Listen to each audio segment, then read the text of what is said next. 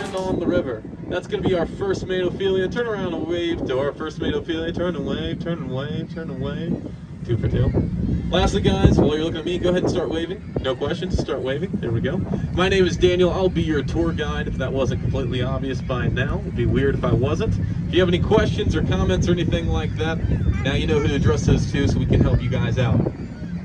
Here in the city from Lake Michigan. Fourthly, guys, this is going to be super important as we enter the harbor locks. You need you to keep your body parts inside this silver railing. So what's going to happen is these lakefront gates are already open, so there's probably already a couple of boats making their way in. We're going to join them. After we enter in this lakefront gate, they're going to close behind us, and we're going to wait for these riverside gates to open up. So while we're waiting, we'll be docking alongside one of these concrete walls, and anything caught in between this railing and the concrete wall, that is not going to end very well. So we really want to emphasize that during this harbor lock process as we're pulling in. When Chicago was founded as a military fort, kind of considered at the time to be in the middle of nowhere. By the 1870s, this middle of nowhere military fort was one of the fastest growing cities in the entire world.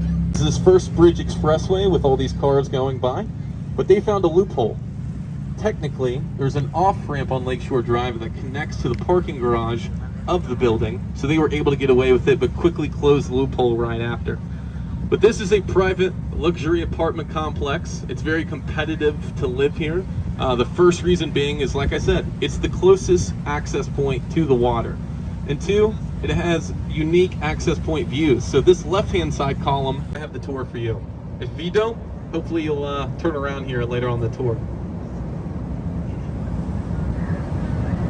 But we've done name and introductions. You guys patiently waited in the lock, so appreciate that. So we now welcome you into downtown Chicago on the River Architecture Tour. And our first stop will be up and to your left, a set of 3 blue buildings, increasingly stacking higher and higher.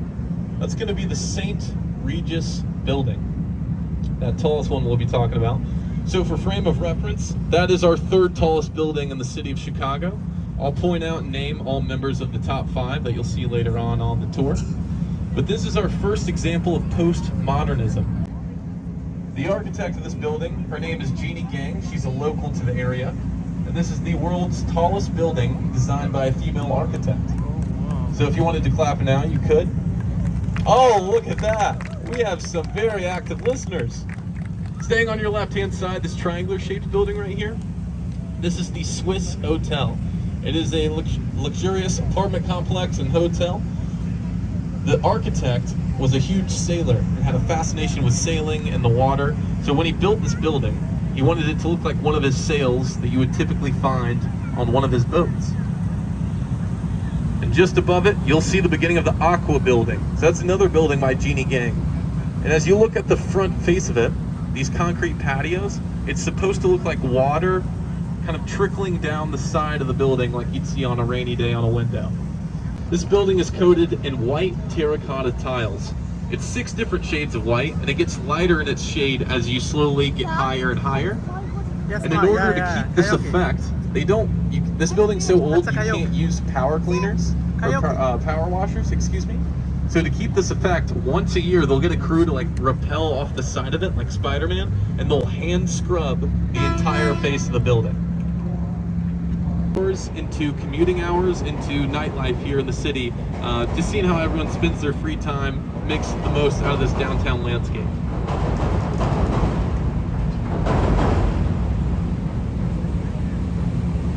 Alrighty, this next building on your right hand side, when it was finished, it was the largest building in the world in terms of square footage. This will be Merchandise Mart. The only building in the country that has more square feet than this building will be the U.S. Pentagon.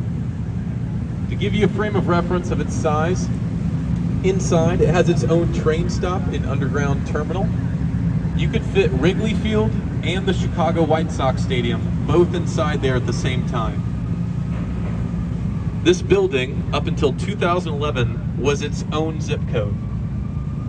I don't mean it shared it with like an ice cream shop and a bakery. That building was its own zip code, which is crazy to think about.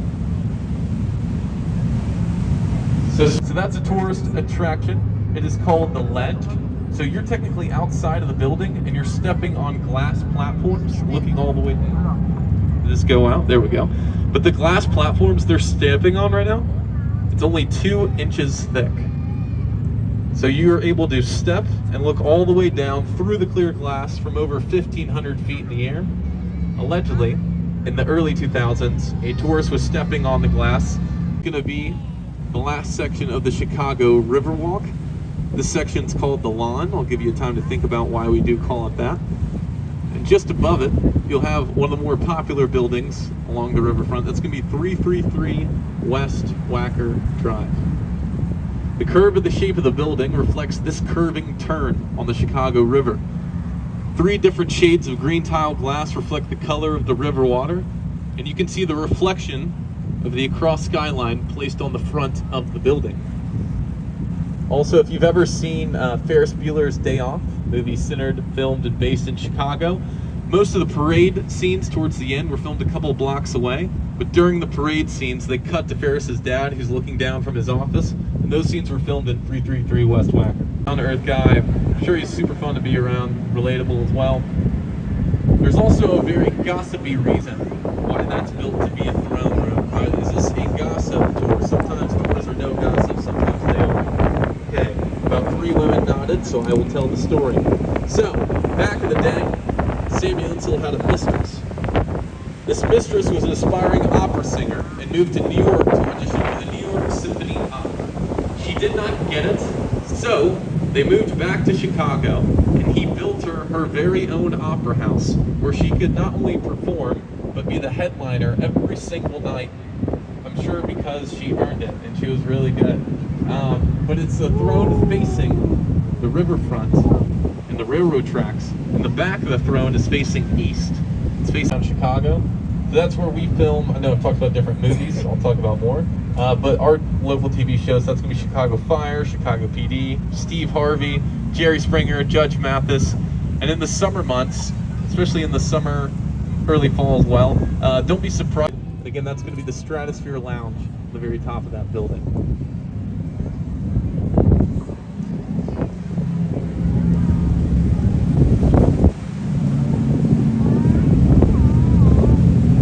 In terms of checking out downtown and the Riverwalk, one spot I always like to recommend is going to be on your right, this glass wall looking up to the top. That's London House. It's an old classic hotel here in Chicago. That rooftop is a really cool access and viewpoint of the downtown area, as well as it's a great place for a quick bite to eat, or if you want to get rooftop drinks or anything like that, I'd recommend the London House.